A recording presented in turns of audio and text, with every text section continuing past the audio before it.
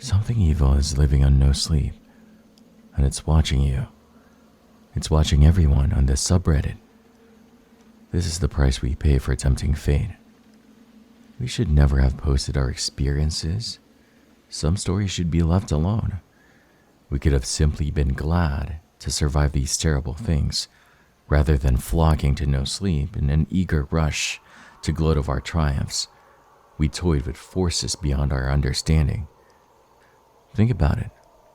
Think about what we've done. We've posted about ghastly ghouls and abominable apparitions. We've bragged of our narrow victories against unfathomably powerful forces. We've even on occasion made jokes in comment sections. Now, I'm not judging you. I'm the same.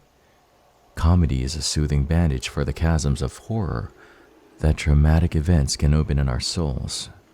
Still, Even doesn't care about that. Don't fool yourself into thinking that readers might avoid this reckoning. Even the lurkers and non-voters have contributed to the thriving nature of this dark and twisted place. You've caught the eye as something truly insidious. It was only a matter of time until a very bad thing would find our NoSleep and turn it into a computerized haunted house. Perhaps I should explain what I've discovered. I've read the experiences of so many people on this subreddit. I've gleefully soaked up their tales of true horror, and it has become a slight addiction. In fact, I think I first noticed something unsettling because I obsessively pore over the finer details of everything I experience on NoSleep. I've seen things that have been there 1 second and disappeared the next. The early events were things that seemed like glitches with Reddit. The name of our NoSleep changed to our Sleep. But clicking on that link didn't take me to the entirely separate subreddit of that name. It took me to a solitary Google image of a stick figure sleeping on a mattress. I messaged countless people, searched Google, and even submitted reports of what I'd experienced. Nobody else had seen the name of the subreddit change or found the picture of the sleeping stick man. Nobody had hacked the NoSleep subreddit. There had been no glitch for anyone else. I thought perhaps that I accidentally left the official Reddit site and ended up on a fake version of our NoSleep. I couldn't really think of any other explanation. The true terror began when events defied any form or reason. I was reading one of many NoSleep posts on rules for dealing with certain unnatural beings. When I looked at the comments section, I saw something that unnerved me. I was disconcerted yet again by what seemed to be a glitch. The comment had no username listed above it. Rule 11. It is unkind to joyfully read true horror. Sticks and stones will break your bones.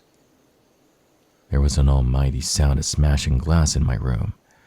So vacating my body for a brief moment, I twisted my desk chair around to face numerous shards that were scattered around my carpet. In the center of the wreckage was a small stone that had seemingly been hurled at my window, breaking it. I sprung to my feet and peered through the now glassless frame. There was something on the other side of the road.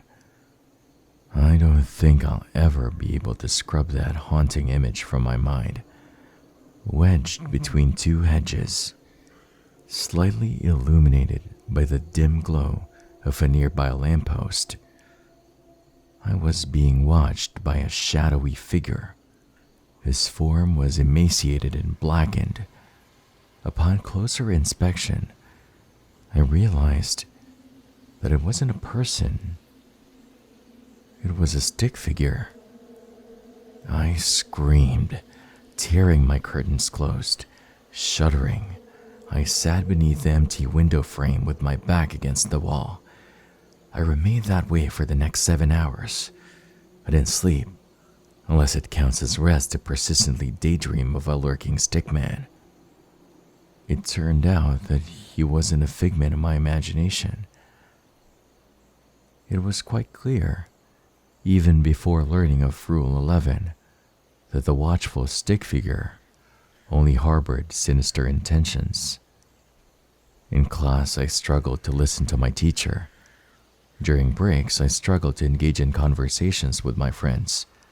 My head was elsewhere, and I know this might sound foolish, given the warning it had sent to me, but I was obsessed with the concept of this horrifying specter.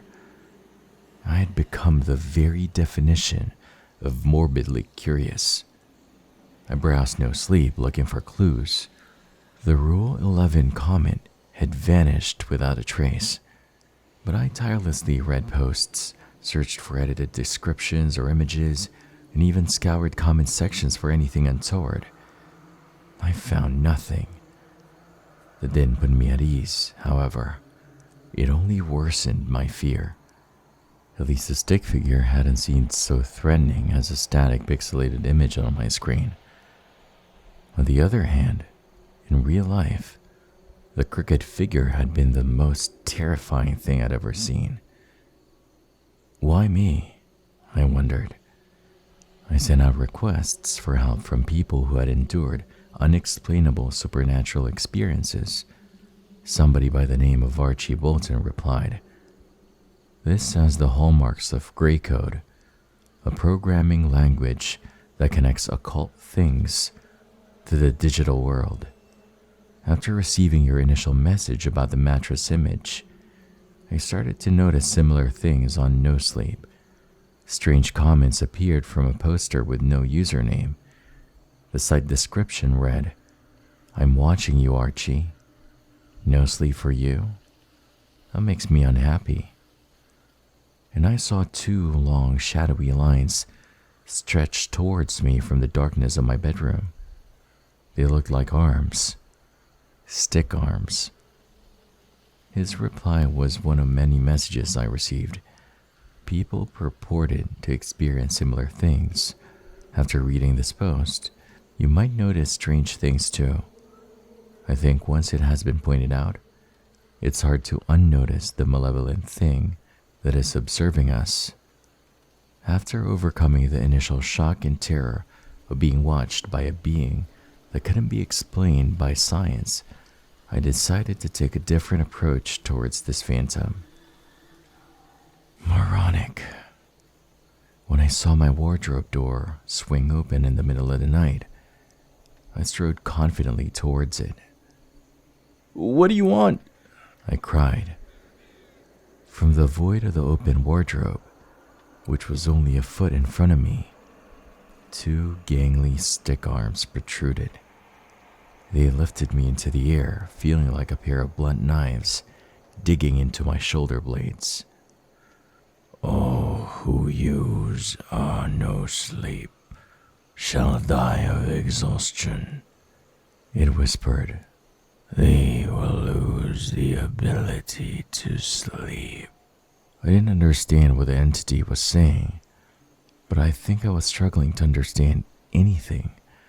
I was entirely transfixed by the petrifying nothingness before me. I couldn't distinguish anything of the stick figure, other than the pitch-black limbs that it was employing to hoist me off the carpet. "None of you should be on NoSleep," it snarled icily. "It is my home. Leave." I howled in agony at a searing pain that suddenly emanated from the stick arms, which were digging into my shoulders. I looked down at my body, which was barely visible in the streetlight pouring through my still broken bedroom window. The flesh of my arms was changing. In utter horror, I realized they were starting to transform into the same pen-drawn stick arms as the creature in front of me. It was morphing me. As I screeched in fear, the stick figure dropped me to the ground with an almighty thud. "Everyone has a choice," it hissed. "Leave NoSleep or join my realm." The wardrobe creaked shut. I lay on the carpet, considering my options. Initially, I was too frightened to return to the subreddit in all honesty, but I felt I owed it to you. My arms have mostly returned to normal, but they won't fully heal. There's still a rigid stick-like quality to them. Even though my flesh has returned, I can barely type, but I'm soldiering onwards. I need to submit this post. The stick figure is watching you, and it's offering you the same options that it offered me.